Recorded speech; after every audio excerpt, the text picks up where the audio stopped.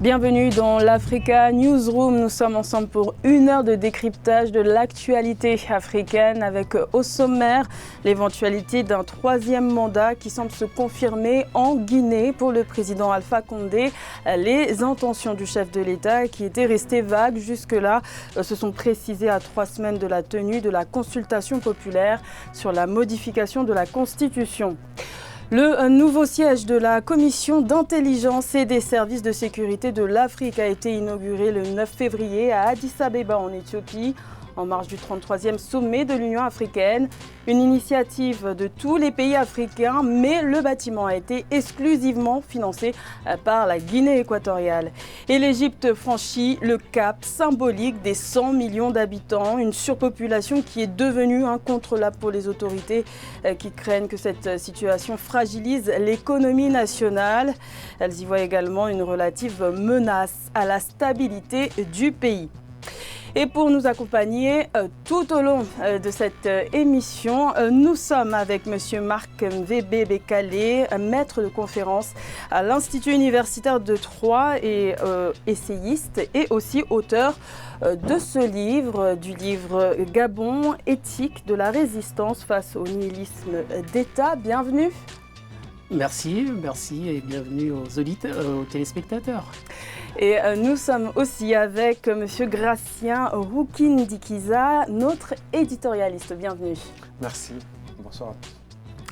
Les présentations sont faites et c'est l'heure de l'info du jour.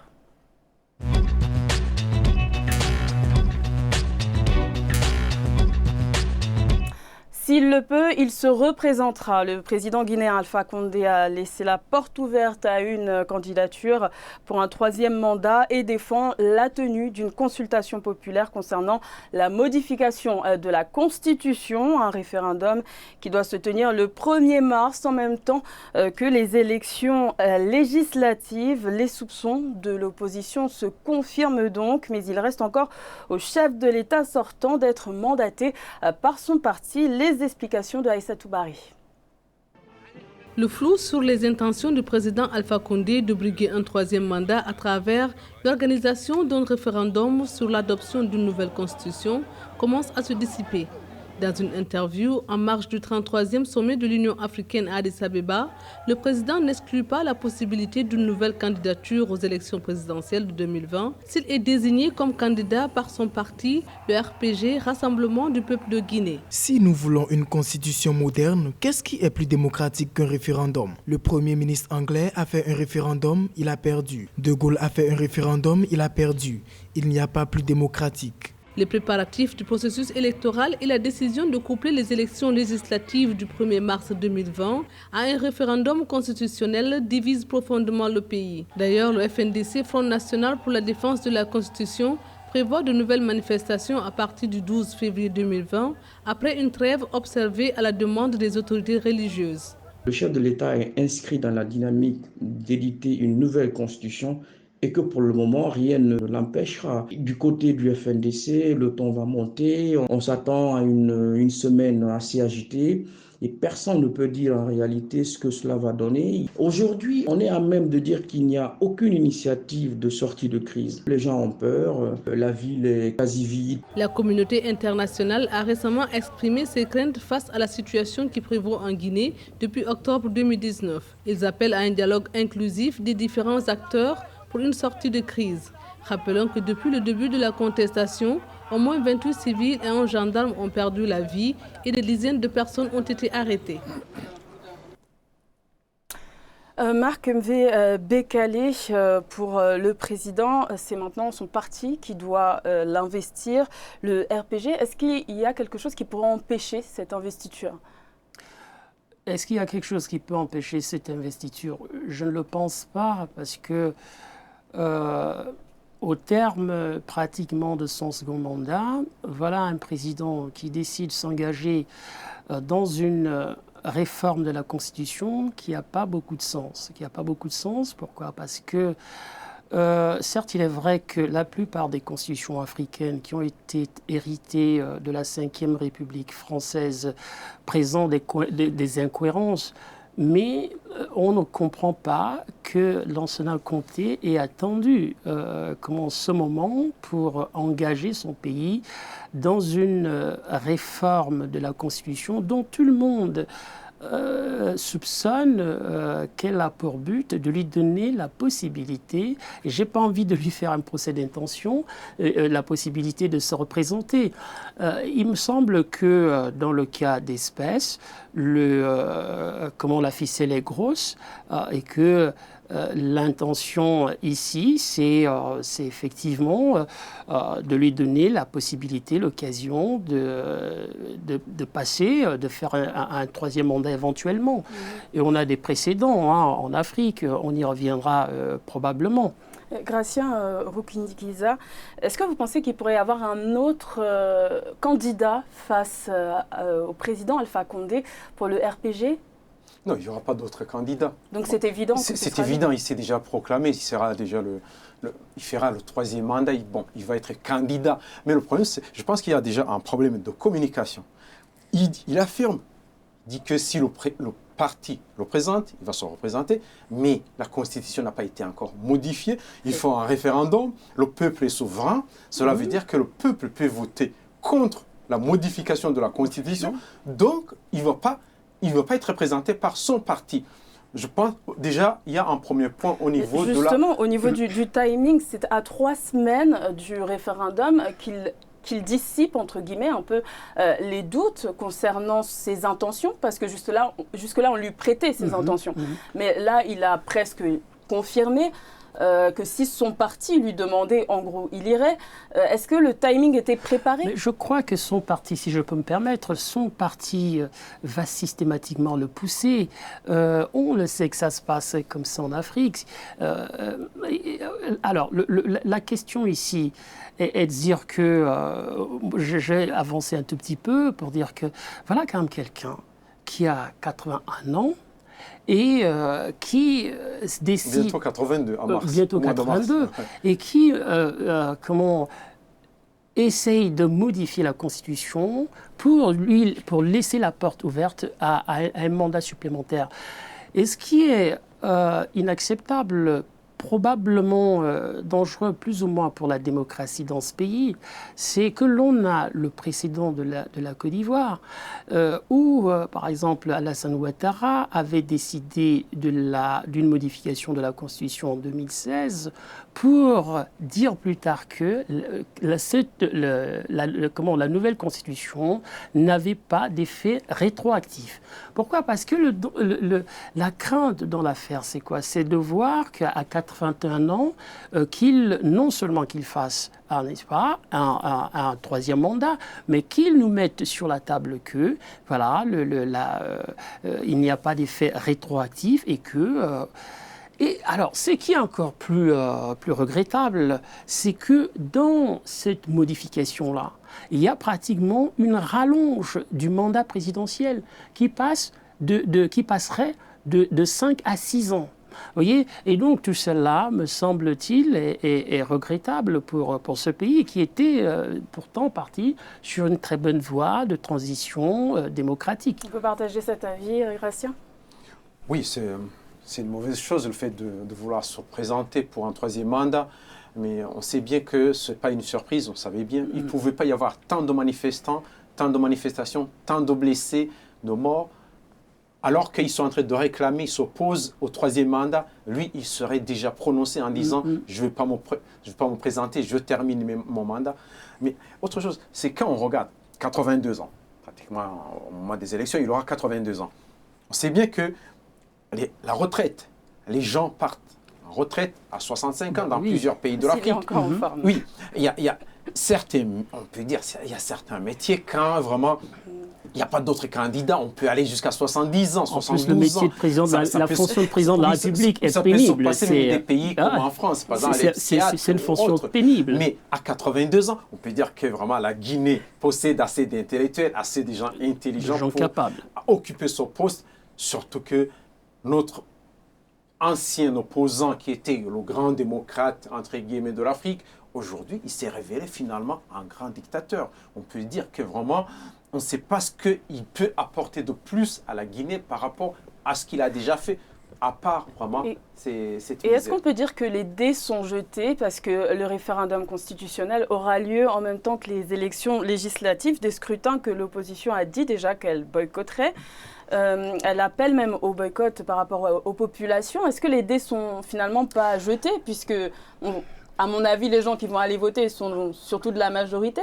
C'est une mauvaise chose vraiment de la part de l'opposition de décréter, le boycott. de boycotter les élections. Parce qu'ils vont boycotter les élections, il va gagner. Par contre, s'ils se présentaient vraiment, ils se disaient, on se présente et on va essayer de faire tout pour surveiller les élections, on va transmettre les PV partout, on va les scanner, on va les envoyer, comme ça on va vérifier.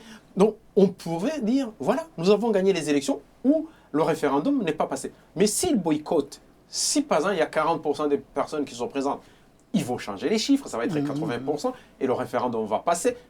Le président Alpha Condé va passer, va rester au pouvoir, alors que l'opposition vraiment pouvait jouer au moins au niveau des législatives, au niveau du Parlement pour que ça change. Pour un changement. Moi, je crois qu'il faut le prendre au mot. Il faut prendre au mot la notion de démocratie en ce sens qu'on voit les mobilisations en Guinée aujourd'hui, à Conakry et dans d'autres grandes villes. Est-ce qu'elles ne s'essoufflent pas justement ces mobilisations? Parce qu'hier, il y a eu une mobilisation le 12 février, mercredi 12 février.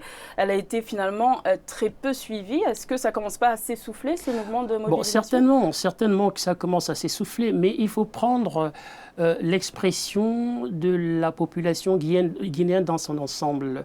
Et à savoir que on voit qu'une bonne partie, une majorité de la population est totalement opposée à ce référendum.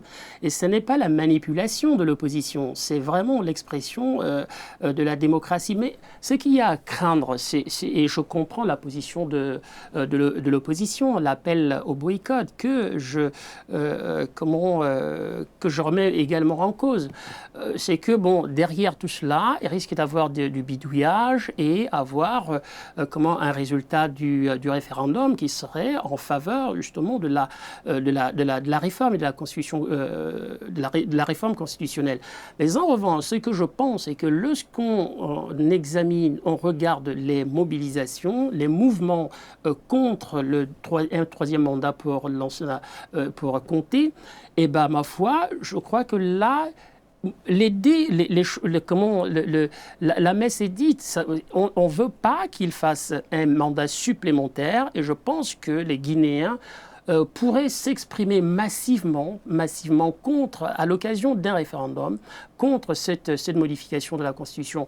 Mais malheureusement, c'est vrai qu'on peut avoir de l'espoir. On peut penser que dans un pays véritablement démocratique, si tant est qu'il veut vraiment conduire ce pays vers des horizons démocratiques, que la perspective serait celle du rejet, n'est-ce pas, de cette réforme-là. Gratien, tout à l'heure, vous avez dit que l'idée de boycott de l'opposition était plutôt mauvaise. Aujourd'hui, quelles sont les cartouches de l'opposition pour contrecarrer ce projet de nouvelle constitution? Pour moi, la seule façon, c'est de se présenter, de voter avec les autres, de mobiliser les gens, mais qu'ils soient massifs. Ils n'ont présenté aucune liste. Voilà, justement, il faut qu'ils soient massifs, qui se présentent et qui mobilisent les gens, donc comme ça, ils votent et de cette façon, ils peuvent avoir beaucoup de gens au niveau du Parlement. Mais s'il y a un boycott, les élections, les résultats des élections vont s'imposer, y compris à ceux qui ont boycotté les élections. On le voit en Afrique, du moment où on a boycotté, le président qui est élu, il est le président de tout le peuple. Le boycott légitime. Et est-ce qu'on peut espérer une candidature... Le boycott, pour moi, n'est jamais... c'est pas bon, mais ça légitime, ça fait... Est-ce qu'on peut espérer une candidature unique du front de l'opposition? Oui, bien sûr.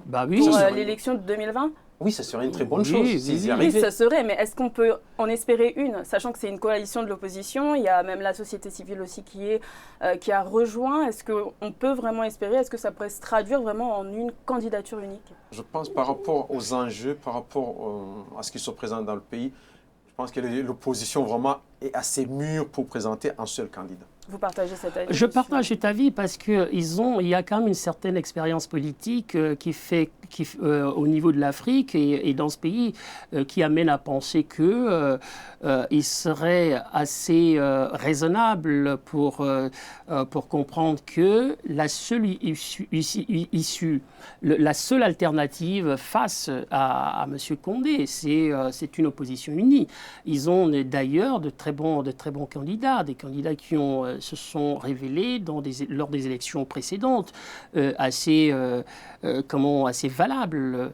Donc voilà, moi je pense que oui, ça c'est un enjeu important pour l'opposition que de présenter, d'aller, n'est-ce pas, aux élections soudées et unies. Alors les mobilisations ont fait pas mal de morts et de blessés par balle. Est-ce qu'on peut parler d'un recours abusif à la force et aux armes? Oui, c'est bien sûr, c'est un recours abusif quand on voit là, sur le terrain comment ça se passe.